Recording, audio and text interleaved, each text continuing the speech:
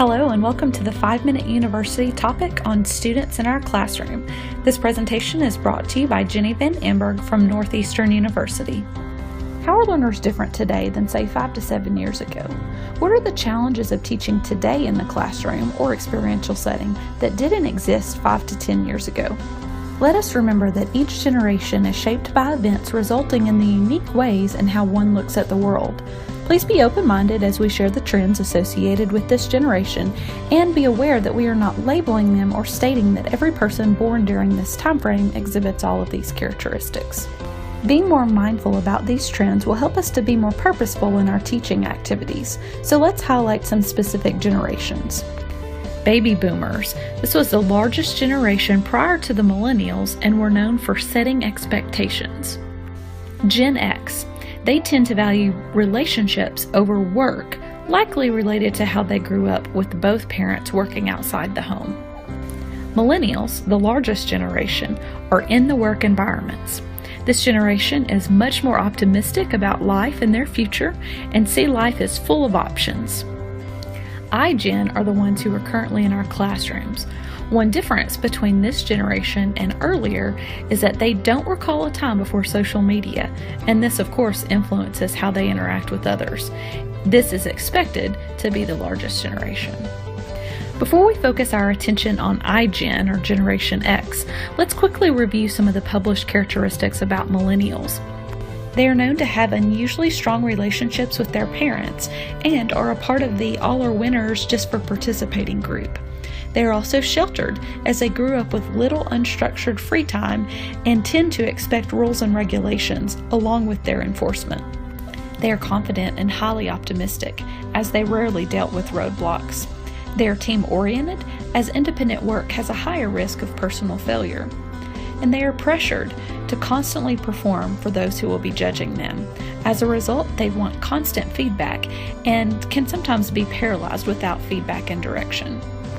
Now let's focus on what is currently being published about the newest generation in our classroom, iGen, or Generation Z. As represented by their generation name, they are cloud natives versus digital natives. These individuals appear to be more self-aware, self-reliant, innovative, and goal-oriented. They are highly educated and will likely have a larger percentage that attend and graduate from college than previous generations. As it relates to their education, they are native to web-based research and self-educating from their time spent online, YouTube, Pinterest, DIY, etc. Additionally, early information shows that teenage summer employment rates are lower when compared to millennials, and therefore they will have limited work experience to bring to the classroom discussion. These individuals are typically doing many things online at once, and this may influence their ability to do specific tasks well.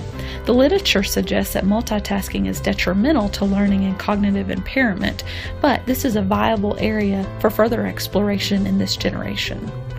In our classrooms and experiential sites, we are mindful and made modifications to assist the millennials' learning by first creating a learning-centered syllabus for classroom teaching, as well as experiential training that provides direction for assignments, expectations of behaviors, rules, regulations, with ramifications if not followed.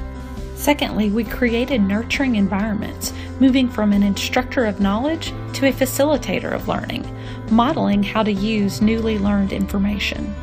Thirdly, we explained how feedback will be provided in the course and at the experiential site. For the iGen, we will have to continue to explore if these modifications remain viable. Here are some summary tips. Avoid labeling the generations. Rather, learn about them and identify ways you can engage them in the learning environment.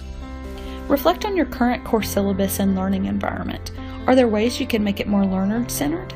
Could you be more deliberative and move from knowledge shared to application or even modeling of critical thinking processes? Be mindful of feedback and what it means to you versus what it may mean to the students you are educating. This concludes our time for 5-Minute University. After completing a short survey on the next page, you can access the handout full of great resources to get you started with students in your classroom.